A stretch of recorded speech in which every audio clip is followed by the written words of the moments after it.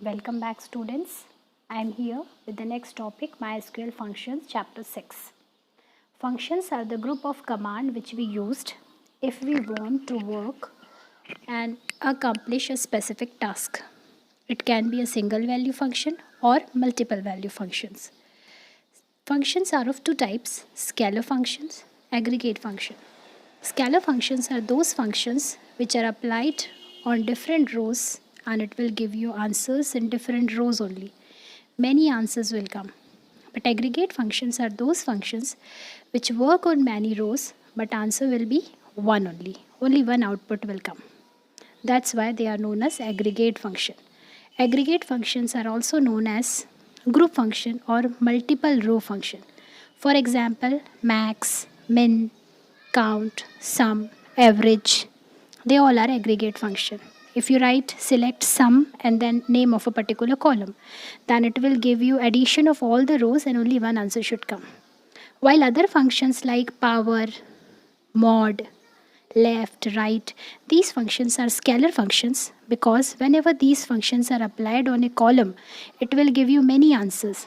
For example, select left, name, 4 from student. So it will give you only 4 characters from the left hand side from the name column. But suppose you have 10 rows, then 10 answers will be displayed in different rows. So scalar functions will give you many answers from a particular column and aggregate function will give you only one answers from many rows. SQL functions are divided into 3 categories: mathematical, string and date and time. So first of all, I am explaining you mathematical function. Mathematical functions are those functions which we apply on numbers. The first mathematical function is power. Power returns the value of a number raised to the power of another number. Means if you want to raise power of a particular number, then we use power or POW. Its syntax is power m, n, where m is the base and n is the power.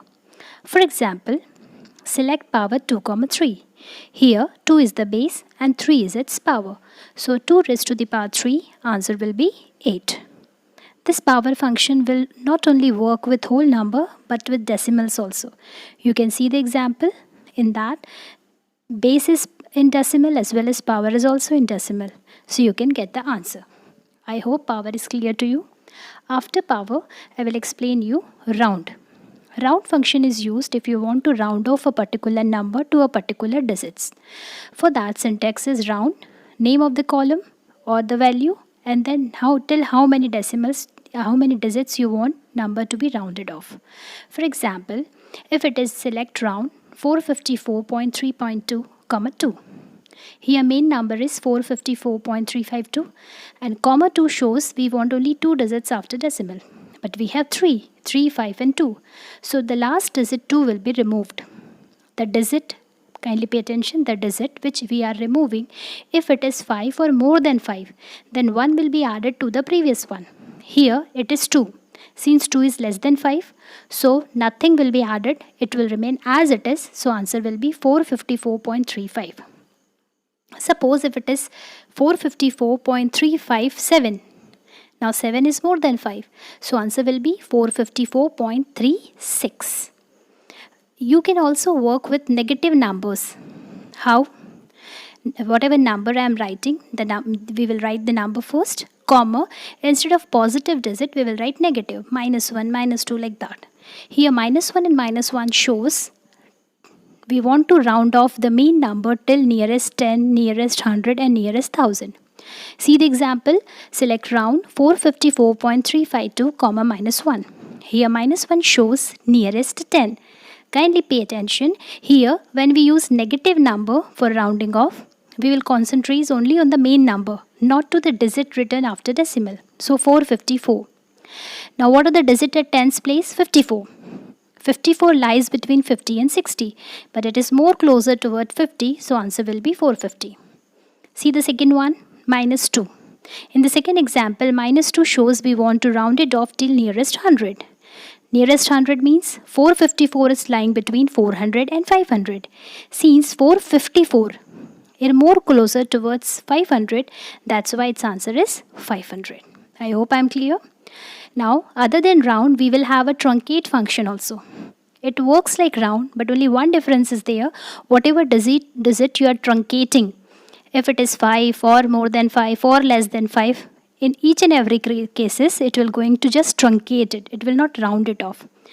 For example, if it is select truncate 454.357, comma 2, then answer will be 35 only. Means the number which you are truncating, whatever number it is, it will just truncate it, it just remove it, and it will give you the number. I hope it is clear. It also works with negative digits, but always display the smallest integer.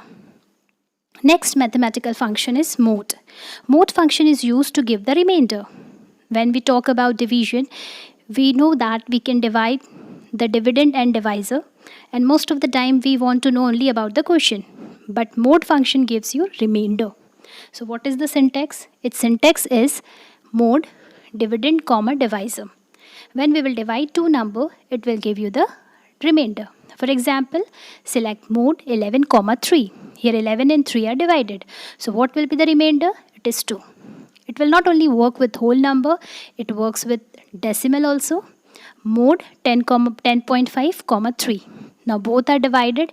We know that 3 3s are 9. 1 will be the remainder and 1.5 will be the overall remainder when we will going to divide 10.5 and 3. Now mod, round, truncate, these all are mathematical function. Other than that, we can have ABS for giving the absolute or the positive value, SIG and sign for giving the positive negative sign of a number. Now we are concentrating on text or string function, which we apply on string, not only on characters but on strings. The first string function is upper or U case. Both the functions are used to convert the string which we are writing in inverted comma into capital letter. Just see the example, select upper Tej. This Tej will be converted into capital letter. Similarly, we will have a lower function also. Other name of lower is L case. You only have to specify the string in inverted comma in bracket. Whatever you are writing in bracket, that will be converted into small letter by using lower function. Next function is substring. Substring is also similar to MID mid function. Substring function is used if you want to extract one string from the another one. So we will use substring function. Means string from a string. What is the syntax? The syntax is string, position and then length. First of all, you have to give a string. Then you have to specify from where we have to start the extraction. And then the third number is how many characters we have to. Just see the example. Select substring practically comma 5. See, practically is written in inverted comma because it is a string. Now comma 5. 5 shows we have to start extraction from fifth character. PRACT. Here T is the fifth character. So after fifth character, all the letters will be displayed in the output. I hope it is clear. Similarly, select substring foo far bar from 4. From 4 means we have to start from fourth character. So from fourth character means what is the fourth character? F. So it starts from F. In the third example, substring quadratically 5, 6. It means we have to start from fifth characters and 6 shows 6 characters to be extracted. So fifth is R and then 6 characters. So RATICA. Only 6 characters will be extracted. Please don't be confused that we have to start from 5 and we have to end till 6. We have to start from 5, then we have to extract 6 characters. Similarly, we can use negative digit. This negative digit shows that we have to start from the right. I hope it is clear.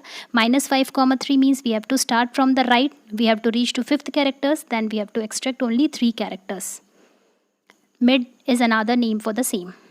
Next text function is length.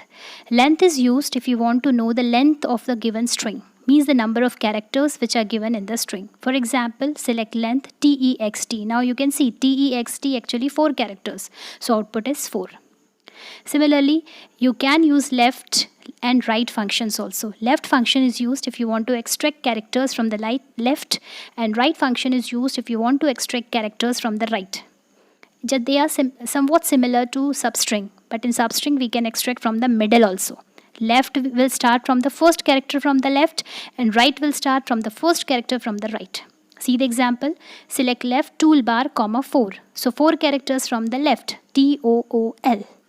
Select right toolbar 3. So 3 characters from the right. What are the 3 characters from the right? B, A, R. So left is used to extract characters from the left hand side. Right is used to extract characters from the right hand side. While mid or sub-str is used to extract characters from mid, from in between. And that's the reason we use two numbers. One which shows from where to start, and 7, another number which shows how many characters to extract. Now, last text function is in str or in string. If you want to know the position of occurrence of one string in the other, we will use in str.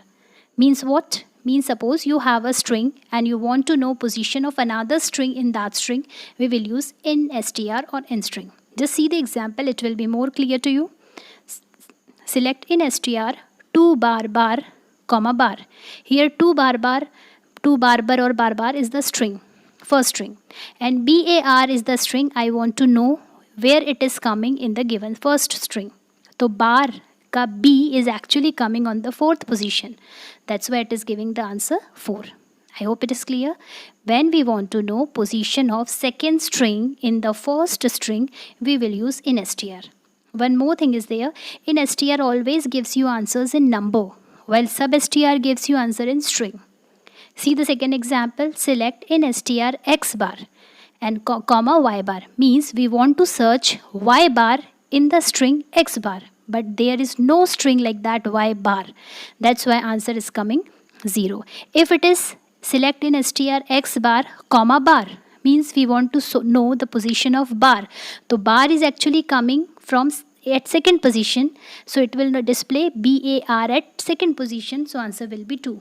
But since we want to search y bar in x bar, that's why it is giving 0 answer. So in string is actually used to know position of second string in the first string. It depends upon the string whatever you have given. Next category is ltrim, rtrim and trim. These functions are used to remove spaces. Ltrim is used to remove spaces from the left. Rtrim is used to remove spaces from the right, and trim is used to remove spaces from left as well as right. Now you can ask a question, if we are only writing the space, so why we are using the function? Not to write space and then not use function. But sometimes while typing we usually do the mistake of typing the space bar before starting the original string. And if we will use length function, so that space is also counted in the length.